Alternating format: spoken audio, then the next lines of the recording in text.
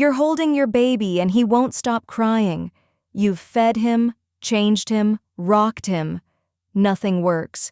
So you do what feels natural. You raise your voice a little out of frustration, or you pull away for a second because you just need a break, or you tell him to stop crying as if he could understand. You don't mean any harm. You're exhausted and doing your best. But here's the thing. Some of the habits that feel completely normal in those hard moments are actually working against something your baby is building right now, something that will affect how he handles stress, relationships, and his own emotions for the rest of his life.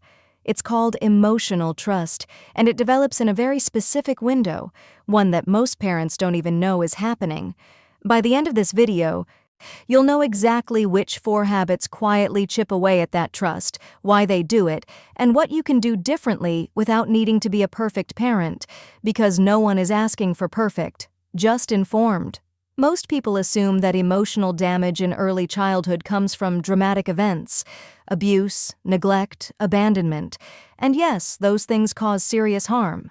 But what the research actually shows is that the everyday stuff, the small, repeated interactions, shapes a baby's emotional architecture just as powerfully, sometimes more.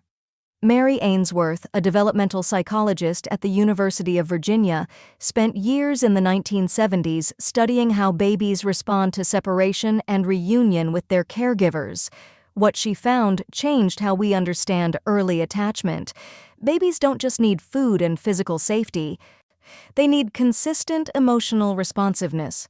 When that consistency is missing, not through cruelty, but through ordinary, well-intentioned behavior, the baby starts building a different kind of internal map, one based on uncertainty. That map becomes the template for how they'll approach closeness and trust for decades. So let's go through the 4 habits. The first one is something almost every parent does without realizing it: dismissing emotional reactions. When a baby cries and you say, "You're fine," or "Stop it," there's nothing to be afraid of. You're not being cruel. You're trying to reassure. But from the baby's nervous system perspective, what's happening is a mismatch. He's signaling distress. You're responding with denial. Not with comfort, but with correction. Researchers at the University of Washington, and including John Gottman, have studied what they call emotion coaching versus emotion dismissing across thousands of families. Children whose caregivers consistently dismissed emotional reactions showed higher cortisol levels, the stress hormone, in everyday situations. They also had more difficulty identifying and regulating their own emotions later in childhood, not because something was wrong with them, because the feedback loop that teaches emotional recognition was interrupted early. You don't have to solve the emotion, you just have to acknowledge it. You're upset. I'm here. That's enough to keep the loop intact. The second habit is inconsistent responsiveness.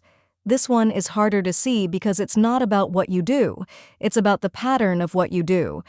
Some days you respond quickly to your baby's cries.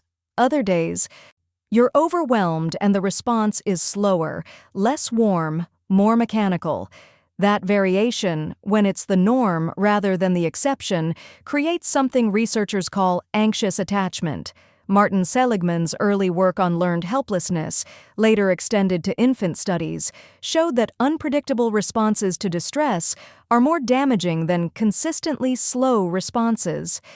A baby who cries and sometimes gets warmth and sometimes gets nothing learns that the environment is not reliable. That lesson doesn't stay in infancy. It travels. This doesn't mean you have to be perfectly consistent. It means that when you're struggling, naming it matters. Not to the baby in words, but in presence. Showing up even imperfectly, even tired, still sends a signal that you're there.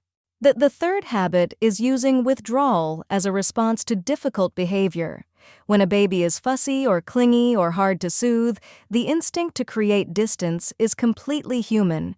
You need space. But emotional withdrawal, going cold, reducing eye contact, pulling back affection as a response to the baby's difficult behavior, is one of the most disruptive patterns in early development. Edward Tronick at the University of Massachusetts developed what's known as the still face experiment in the 1970s. The results were striking. When a caregiver suddenly became emotionally blank, no expression, no response, babies first tried harder to re-engage. Then they became distressed. Then they shut down. What was remarkable was how quickly this happened and how difficult it was for the baby to recover, even after the caregiver returned to normal interaction. Now imagine that not as an experiment, but as a repeated daily pattern, not dramatic, just frequent. Withdrawal becomes the language the baby learns to expect when things get hard, and he starts to associate his own emotional needs with the loss of connection. The fourth habit is narrating your own stress into the baby's space. This one almost never gets talked about, and it might be the most common. You're frustrated and you say it out loud. "I can't do this." "Why won't you just sleep?" "This is too much." You're not directing it at the baby, you're just venting. But a baby at 3 months can already detect emotional tone. By 6 months, he's reading your face and voice for information about whether the world is safe. Research from Nim Tottenham at Columbia University shows that early stress exposure, including the emotional state of the primary caregiver, directly influences the developing amygdala, the part of the brain that processes fear and threat. Chronic low-level exposure to caregiver distress isn't neutral. It calibrates the baby's threat detection system toward high alert. This doesn't mean you can't feel stressed. You're going to. It means there's a difference between processing your stress and performing it in front of the baby. Stepping into another room to breathe, to call someone, to shake it off for 60 seconds. That's not abandonment, that's regulation, and a regulated caregiver is the single most powerful resource a baby has. If you've recognized yourself in any of these 4 habits, that's not a reason to feel like a bad parent. It's a reason to feel informed, because none of these behaviors comes from not loving your child. They come from not having the information, from being exhausted, from doing the best you can with what you have. That's where everyone starts. The practical shift doesn't require perfection. It requires presence and a small amount of awareness. When your baby is upset, resist the urge to correct the emotion. Just be with it. When you're overwhelmed, manage the distance consciously. Step away for 60 seconds rather than going cold while staying in the room. When you notice inconsistency, don't spiral. Just return. The return matters more than the gap.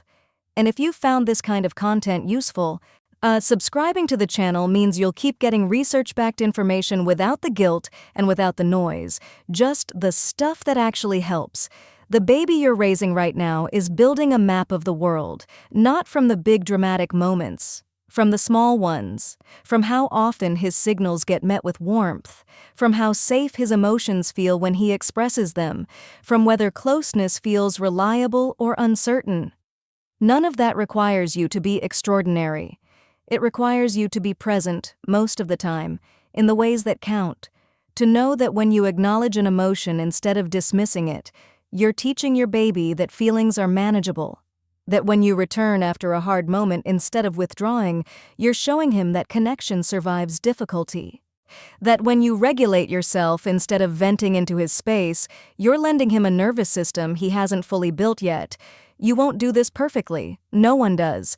But understanding what's happening in those early months changes the quality of your attention. And that attention is what builds trust.